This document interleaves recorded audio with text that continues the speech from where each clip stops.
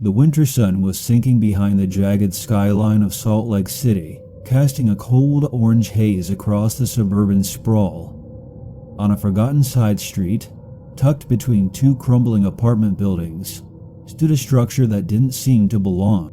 Painted an unnervingly bright green, the building almost glowed against the dull gray surroundings. Above the locked doors and boarded windows, faded signs flapped in the breeze, spelling out in cheerful childish letters, "Fun Time Kids Care." But something about the place was deeply wrong. It wasn't just the eerie silence. It was the feeling that the building was pretending, a stage set too clean, too fresh, while the world around it decayed. When Reddit user Disco Godfather 6922 posted a photo of the daycare on January 25, 2015, he hadn't expected anything extraordinary. Just a casual curiosity, a caption thrown out into the void. "What's the deal with this place? Lived across the street for 5 years, never seen a kid there." But within hours, the internet latched onto the image like a bloodhound catching a scent. Theories sprouted like weeds. Some joked about meth labs or secret drug operations. Others whispered darker possibilities: human trafficking, organ harvesting, government cover-ups. The mood around the post shifted quickly, from amused curiosity to a gnawing collective dread. Then the reports started coming. Disco Godfather himself returned to the building days later, drawn by a magnetic, dreadful pull. "I just came back from the place," he wrote, "and found something in the back covered by a camo tarp. Behind the daycare, hidden from the street, a bulky shape squatted under camouflage netting, like a carcass swarmed by flies." Before he could investigate further, a man, described vaguely as Mexican, appeared, lifted something from under the tarp, and slipped back inside. No words. No acknowledgement. Earlier that same day, he'd seen a pizza delivery guy knocking fruitlessly at the door. No answer. No life. Only when Disco Godfather turned to leave did he notice two children approaching the front door. They stood awkwardly for a moment, small silhouettes framed by the dying light, before an old woman cracked open the door just wide enough to let them in. 5 years of silence, and then, within a day of going viral, activity. Too convenient. Some users called it out immediately. Could still be a drug front. Maybe now that it's under the spotlight, they're staging normalcy. The seed of paranoia was planted deep. But things didn't just end there. No, they spiraled. At first, it felt like the story would fade.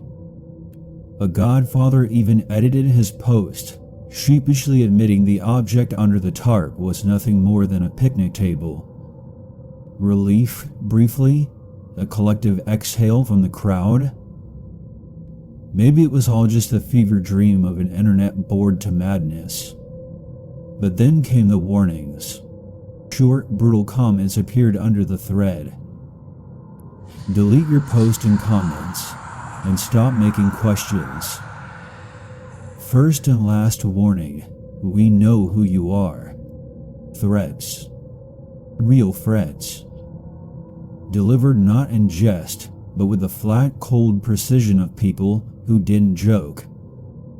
And like the pulling of a loose thread, deeper layers began to unravel. Someone traced a shipping record linked to the daycare. A container from China.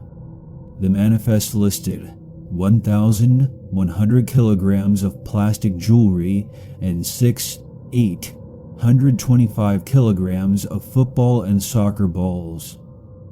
But the math didn't add up.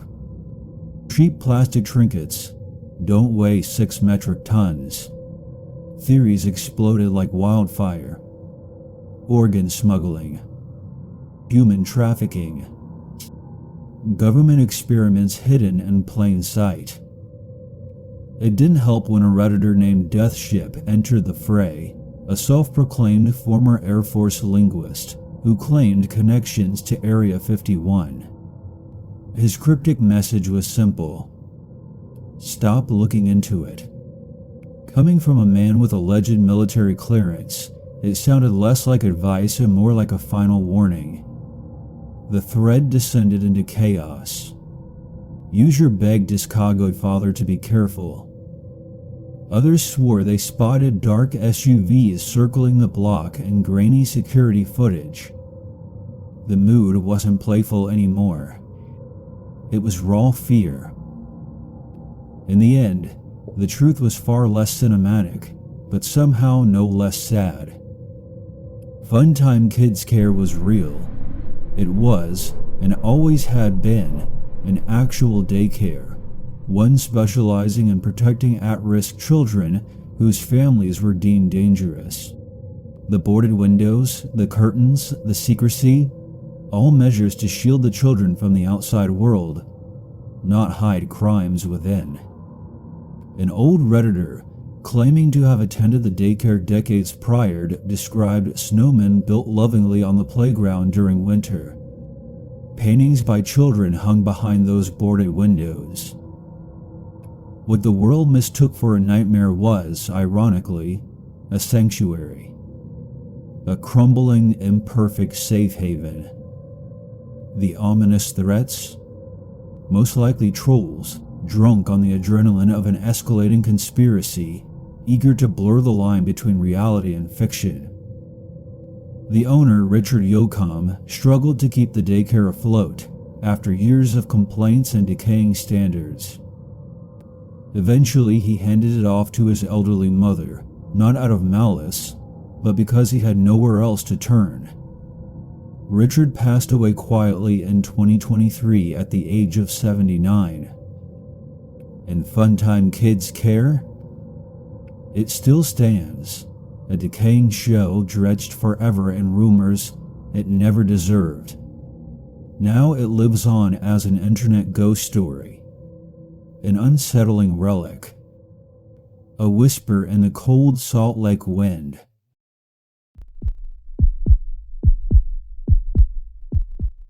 It was the kind of night that wrapped the suburbs in a heavy, breathless stillness, the kind of night where even the streetlights seemed to hesitate. In Beaverton, Oregon, on January 7, 2018, a small group of friends huddled inside a parked car near Progress Ridge, idly flipping through radio stations to break the monotony. Then they found it. 96.7 FM. At first it was just static, the normal white noise of a dead station. But beneath the surface, something pulsed. Low hums, disjointed voices muttering incoherently. Strange fluctuations in bass, almost rhythmic, like breathing. Bajan 320 took to Reddit, his post raw and immediate. Tune in to 96.7 if you are near Progress Ridge. Some weird expletive is going on. He wasn't alone. Almost simultaneously, another Redditor, Jimmy Saltz, posted similar findings. Different cars, different radios, same frequency. This wasn't faulty equipment. It wasn't imagination. Something was bleeding through the airwaves. As the minutes dragged on, the noise shifted, an unsettling carousel of sound. White noise, growing and receding like a mechanical tide. Loud, distorted fan-like drones. Fragments of historical speeches, Martin Luther King Jr., John F. Kennedy, snippets from the Apollo 11 broadcast. All warped and stretched beyond recognition. No music, no DJs, no ads, just a maddening loop of ghostly transmissions. Veeries exploded across Reddit. Maybe two radio stations were overlapping? Maybe an abandoned transmitter was malfunctioning. Maybe it was a pirate radio broadcast, a number station, something old, secret, and meant for ears that weren't supposed to hear it. An old, now deleted Reddit post added fuel to the fire. Someone had captured a similar transmission a year prior, January 6th, 2017, at exactly 6:30 p.m. Recorded straight off an FM receiver. Same frequency. Same unsettling, ever-shifting soundscape. The more people listened, the clearer it became. This wasn't random noise. This was design. But for what purpose? Theories ranged from the plausible to the absurd.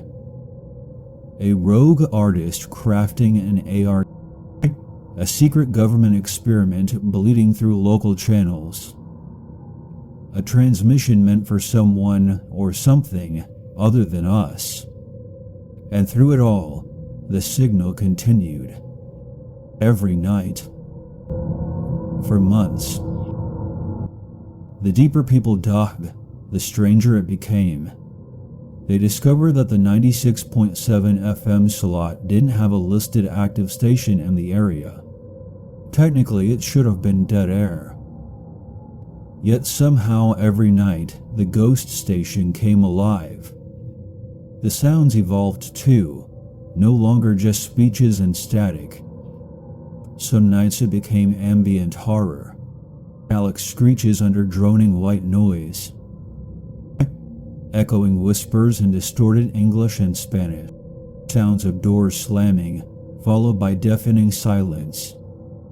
It wasn't random anymore. It was layered, constructed, a broadcast built to unnerve.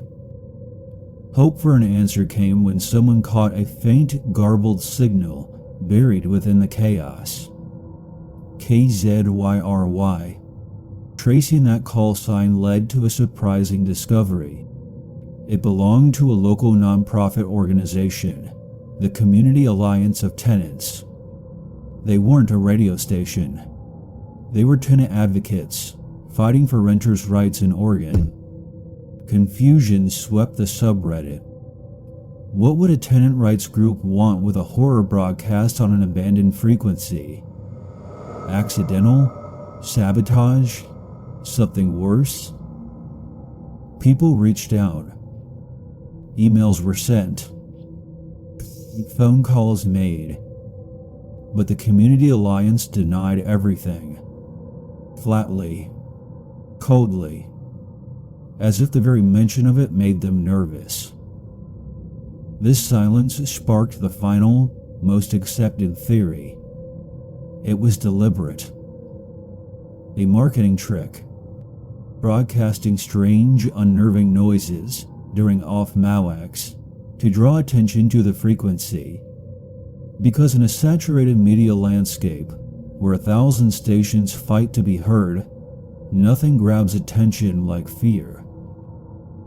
By mid-2018, the strange broadcasts stopped.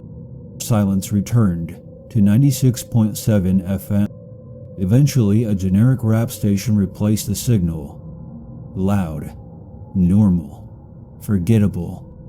But for a brief, chilling stretch of time, that slice of radio real estate belonged to something else. Even now, late at night, some Beaverton locals swear they can still hear it. A flicker between stations, a breath beneath the static, a fragment of the past, refusing to be forgotten.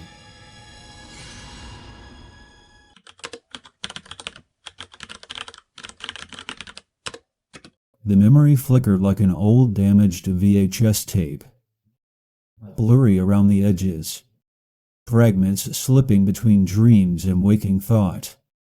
Somewhere on Reddit, on a quiet spring evening in 2016, user Sparto213 posted a strange request. Looking for an old farming game, kind of like Harvest Moon, but with a dark twist. At first, no one thought much of it. There were plenty of off-brand farming simulators lost to the tides of time. But as Sparta 213 described the game, a cold unease began to settle over the thread. According to him, it wasn't just farming. It was murder. The player began the game as a simple farmer, a spouse by their side, a plot of land to cultivate. But then, during a fight one night, you killed your wife. The rest of the game wasn't about remorse or redemption. It was about survival. You had to manage your crops. You had to manage your lies. And, most horrifyingly, you had to hide your corpse from suspicious townsfolk and police who would occasionally search your property. The community was hooked. Thousands of users scoured abandoned Flash game archives. They searched Juarez forums, old torrents, forgotten corners of the dark web. They posted sketches from memory. They drafted timelines. Entire subreddits formed around the hunt. Some users swore they remembered it too. Descriptions flooded in. It was pixel art. It had a grainy, washed-out color palette. The body had to be moved regularly to avoid detection. Others were sure they'd seen Let's Play videos of it in the early 2000s, back when YouTube was a wild frontier. The legend of the evil farming game grew larger than any one memory. It became a shared hallucination. Hope flickered when someone claimed they had a broken laptop from 2001 that might have housed the game. But when they tried to boot it up, nothing. Just the black screen of dead technology, and deeper questions left unanswered. Months turned into years. The subreddit dedicated to finding the game ballooned to over 10,000 members, a digital cult obsessed with reconstructing a ghost. Conspiracy theories blossomed. Maybe the game had been intentionally scrubbed from existence. Maybe it was part of some forgotten ARG, abandoned before it could fully bloom. Maybe it had existed, and someone wanted it. The longer they searched without finding it, the darker the speculation became. Maybe the memory itself was cursed. Maybe those who remembered it had been touched by something that shouldn't exist. The myth grew heavier, more ominous. The evil farming game was no longer just a curiosity. It was a riddle etched into the bones of the internet. Then, after 5 long years, an answer came. A user, distant, almost apologetic, dropped a bombshell. I think it wasn't a game at all. I think it was a Vine Sauce animated short.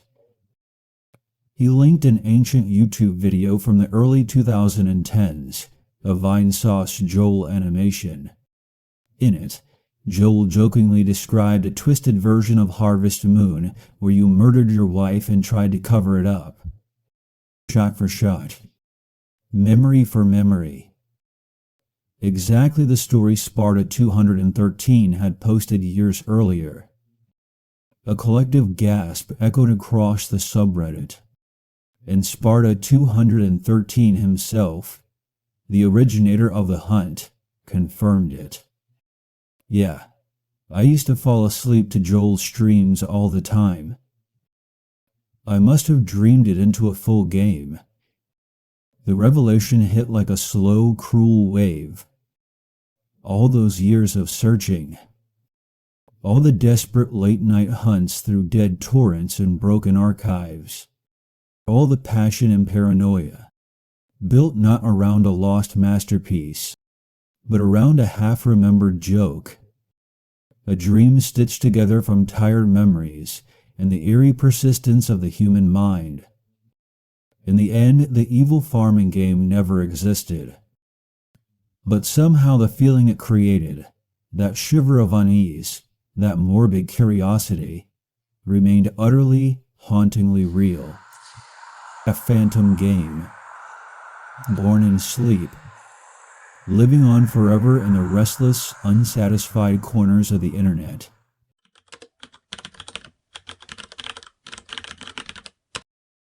The year was 2013. The indie gaming scene was wild and untamed, a digital frontier where the strangest ideas could thrive. And amidst this chaotic landscape, something bizarre emerged. Kanye Quest 3030.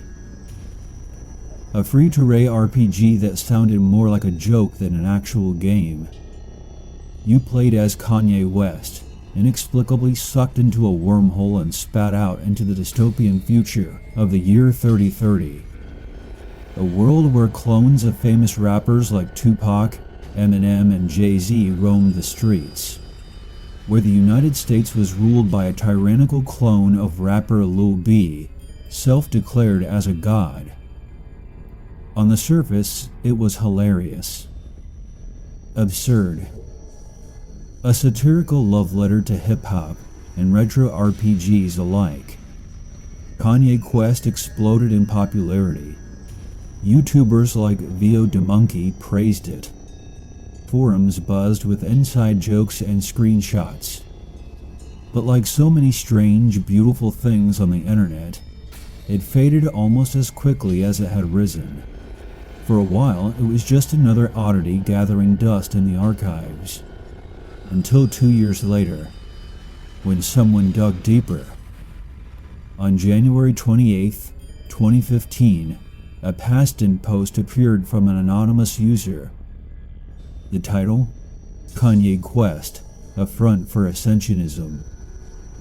It described a secret hidden inside the game. A doorway hidden in plain sight. A 6-letter password prompt, disguised as a random NPC dialogue option. If you typed the word ascend, the game shifted. Kanye West disappeared. You transformed into a glowing white butterfly. And the screen filled with chilling text. Congratulations! You have proven yourself to be an open-minded and curious thinker. We must apologize for deceiving you. Suddenly, the quirky RPG wasn't a joke anymore. It was something else. Something watching. Something recruiting. Choosing to continue triggered a new series of chilling events. The game dropped all pretense of humor. No more rappers. No more quests. Only stark white rooms. And a series of increasingly personal questions. Each screen demanded more. Your first name. Your last name. Your country. Your city. Your exact home address. If you refused, the game politely asked you to leave. If you complied, it thanked you, by name, and instructed you to wait. For what? No one knew. The internet erupted in terror. Forums blazed with theories. Was Kanye Quest secretly a recruitment tool for a cult? Were players who ascended being tracked? Would strange visitors appear at their doors in the dead of night? The word Ascensionism, little-known spiritual movement, obsessed with transcending human existence, became the center of every whispered conversation. Reddit users dissected every inch of the game's code. Conspiracy videos exploded across YouTube, piecing together a sinister web of hidden ARGs, abandoned forums, PayPal accounts linked to names like Nicholas Lyons and Valerie. And the deeper they dug, the more the lines blurred. Maybe it wasn't a hoax. Maybe it was real. The tension climaxed in 2021 when MatPat from Game Theorists finally tracked down Valerie, one of the names connected to the Ascensionism label. But her answers only deepened the mystery. I don't know who developed Kanye Quest.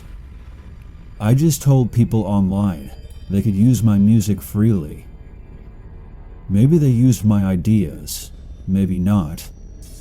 No closure. No confession. Only more smoke. More mirrors.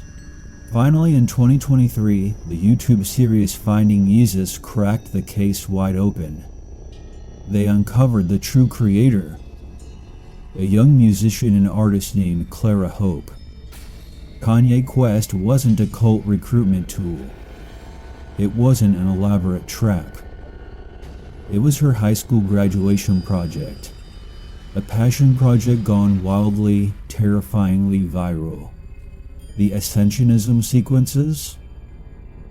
Just an experimental AR, an alternate reality game, hidden for curious players to find.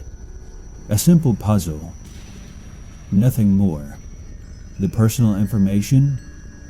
Never sent anywhere. The game had no internet connectivity at all. The horror had been entirely self-inflicted, paranoia snowballing into myth. Today, Kanye Quest 3030 still floats like a phantom through the forgotten corridors of gaming history. Not because it was dangerous, but because it reminded everyone just how easily the internet can turn imagination into terror. All it takes is one hidden message, and a mind willing to believe.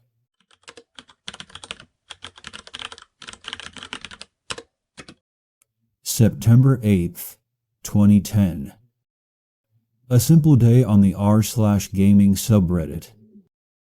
Someone had asked for mod recommendations for the Elder Scrolls 4, Oblivion. Replies rolled in, lists of fan-favorite mods, tips, tricks, the usual hum of a healthy forum. And then, buried among the chatter, came a strange comment. The uninstall button.